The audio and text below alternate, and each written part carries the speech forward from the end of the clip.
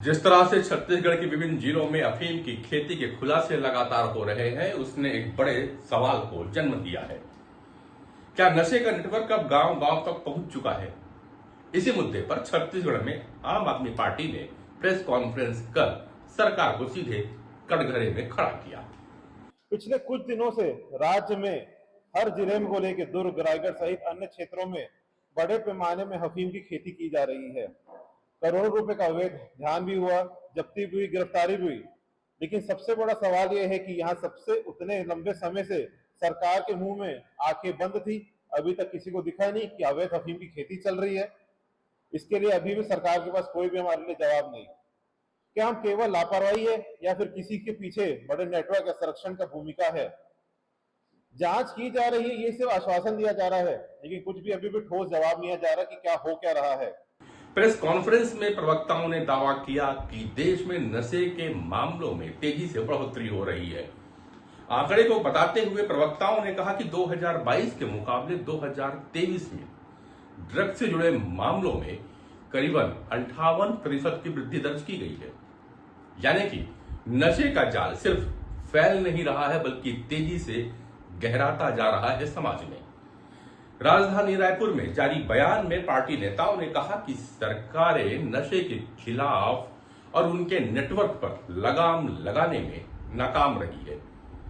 पंजाब का उदाहरण देते हुए उन्होंने कहा कि वहां की स्थिति लगातार गंभीर होती जा रही है और केंद्र सरकार इस पर प्रभावी नियंत्रण नहीं कर पा रही है।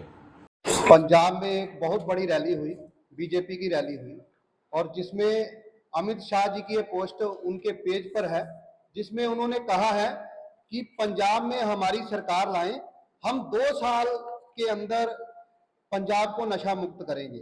बीजेपी की सरकार को, केंद्र की सरकार को पंजाब में पंजाब के बड़े बड़े लोगों को बहलाने का काम कर रहे हैं हमारे अमित शाह जी, जो जाकर कह रहे हैं कि हमारी सरकार वहां बना दीजिए। लेकिन जो 25 किलोमीटर का दायरा है, जो बॉर्डर के साथ पूरे ऑल ओवर इंडिया में जितना 25 किलोमीटर का दायरा है, वो हमारी केंद्र की एजेंसियों के पास में है। बीएसएफ है, एनआईए है। जब वहां कोई भी क्राइम होता है, कोई जासूस पकड़ा जाता है ना, तो सेंटर की एजेंसियां पकड़ती है। लेकिन ड्रग्स के मामले में पंजाब को बदनाम करने के लिए बीजेपी केंद्र सरकार जो है वो वहां पर एजेंसियों के ऊपर में कंट्रोल नहीं कर पा रही। जहां पंजाब को बदनाम करने के लिए पूरे देश में नशे की जो कारोबार है वो केंद्र सरकार के माध्यम से चल रहा है। उन्होंने जो आंकड़े रखे, एनसीआरबी के डाटा रखा था और उसके आधार पर उन्होंने बताया कि 2023 में एनडीपीएस एक्ट के तहत 16,100 से ज्यादा मामले दर्ज हुए हैं, जबकि 2024 में यह बढ़कर 25,330 तक पहुंच गए। यानी कि सिर्फ एक साल में 55% की बढ़ोतरी हुई है। सवाल सीधा है कि जब कानून सख्त है तो फिर नशा इतना आसान क्यों है? पार्टी का आरोप है कि ड्रग्स का जो नेटवर्क है वो अब संगठित हो चुका है और नई तकनीकों के जरिए इसकी तस्करी और आसान होती चली जा रही है। इसका सबसे ज्यादा असर देश के युवाओं पे पड़ रहा है। हालांकि पार्टी ने पंजाब सरकार का बचाव भी किया। जो पंजाब की सरकार है, आम आदमी पार्टी की सरकार है, उन्होंने अपने पैसे से एंटी ड्रोन सिस्टम लगाए हैं ड्रोन को पकड़ने के लिए। लेकिन ये जिम्मेदारी जो है वो केंद्र सरकार की है।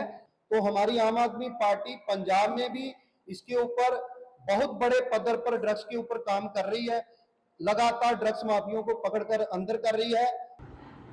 और उन्होंने दावा किया कि 2023 से अब तक 95,000 से ज्यादा तस्करों की गिरफ्तारी हुई है और 772 करोड़ रुपए से अधिक की संपत्ति जब्त की गई है। छत्तीसगढ़ को लेकर उन्होंने बहुत चिंताएं जाहिर की।